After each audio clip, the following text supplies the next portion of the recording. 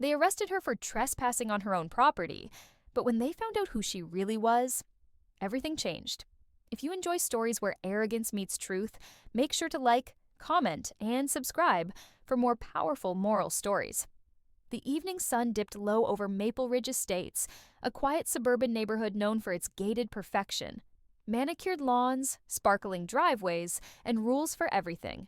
And at the center of those rules stood the HOA, run by a handful of people who believed their authority had no limits. That evening, Dr. Olivia Brooks, a 42-year-old trauma surgeon, drove through the front gate of the community she had just purchased a house in. After working a double shift at the hospital, all she wanted was a shower, a cup of coffee, and peace. But as she parked in her own driveway, a man in a security-style vest blocked her path. Another stood near her porch, hand on his belt like he was on duty. "Can I help you?" Olivia asked, setting down her keys. The first man, Todd, the HOA enforcer, smirked. "This area's for residents only, ma'am." Olivia frowned. "I am a resident." "Right," he said sarcastically. "And I'm the mayor." He motioned to his partner. "License, please." Olivia crossed her arms. "You're not police officers. You have no authority to ask that." Todd puffed up his chest. "We represent the HOA security board. You've been spotted trespassing on this property for the past 2 nights." Olivia laughed in disbelief. "Trespassing? This is my house. I closed on it last Friday. You can check with the county clerk." But Todd didn't want facts. He wanted power. "Don't make this hard," he said, stepping closer. "You need to come with us for questioning." "Questioning?" she repeated, her voice tightening. "You're out of your mind." Before she could reach for her phone, the second man, Rick, grabbed her wrist roughly and pulled out zip-tie cuffs. "Stop resisting!" he barked. "Resisting what?" she cried out. "This is assault!" Several neighbors peeked through their windows. One woman even started recording. Todd yelled, "This is an HOA arrest for trespassing! Stay back!" Olivia looked straight at him, her calm breaking into steel. "I strongly suggest you stop. Now." He smirked.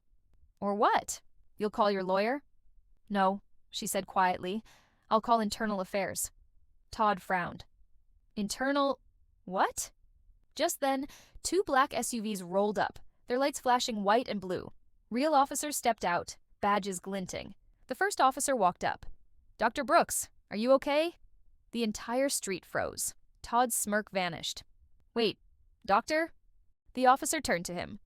"Step away from her, sir." Rick dropped the zip ties, backing up. "We were just doing HOA security."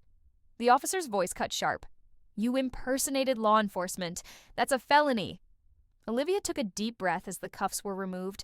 Her wrist was red and bruised, but her composure was unshaken. She pointed toward her front porch camera. "It's all on video," she said calmly. "Every second." Todd tried to speak, but the officer raised his hand. "Save it for the report.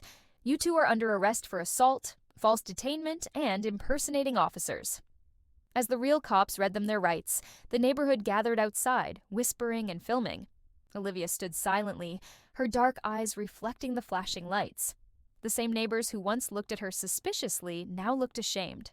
One whispered, "She's the new homeowner." Another murmured, "They really cuffed her for being here?" Olivia turned toward them, her voice calm but firm. "This is what happens when people mistake power for purpose." The officers nodded. "We'll handle it from here, ma'am." But for Olivia, it wasn't over yet. The following week, the HOA board held an emergency meeting. Every resident was invited. The story had already hit the local news. Fake HOA cops arrest black homeowner. Get exposed by real police. Inside the community hall, murmurs filled the air. Margaret Dunn, the HOA president, looked nervous. She hadn't authorized the arrest, but she also hadn't stopped it. When Olivia walked in, the room went silent. Her presence was calm, yet commanding. She wore a navy suit, her hospital badge clipped to her pocket. Margaret stood awkwardly. "Dr. Brooks, I want to apologize." Olivia raised a hand. "Not yet. Let's go over what happened first." She placed a small folder on the table. Inside were screenshots, HOA emails, and police reports. The video from her porch camera played on the projector, showing Todd and Rick grabbing her, yelling, and pretending to be police. Gasps filled the room. Margaret swallowed hard. I didn't know they'd go that far." But you approved the HOA security program, Olivia said. You gave 2 untrained men badges and permission to harass residents. They were volunteers, Margaret stammered. Olivia nodded slowly. And your volunteers committed 3 crimes. The HOA is liable. Someone in the back muttered, "We should have known." Another man spoke up. Those 2 always acted like cops. Olivia looked around the room.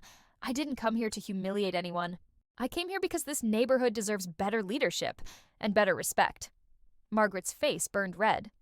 So what do you want, Dr. Brooks? Simple, Olivia said. Transparency, accountability, and to remind you all that my skin color doesn't decide where I belong. Applause broke out from the crowd. Even the board members who once ignored her nodded in agreement. 2 weeks later, a letter arrived from the county district attorney. Both Todd and Rick were sentenced to 9 months in jail for impersonating law enforcement and unlawful detainment. They were also banned from serving on any HOA board again. The Maple Ridge HOA voted to remove Margaret as president and elect new leadership, headed by none other than Dr. Olivia Brooks. At the first meeting under her term, Olivia introduced a new rule. No one enforces anything without compassion first. Under her guidance, the neighborhood transformed. Volunteers helped seniors mow lawns. Block parties replaced complaint letters, and the no trespassing signs were taken down. Months later, a neighbor approached her and said, "Dr. Brooks, how did you stay so calm that day?" She smiled softly. "Because real authority isn't loud. It's earned." That night, she stood on her porch, watching the sunset. The same lights that once flashed in accusation now shimmered in peace. A single line echoed in her heart. "You boys are done."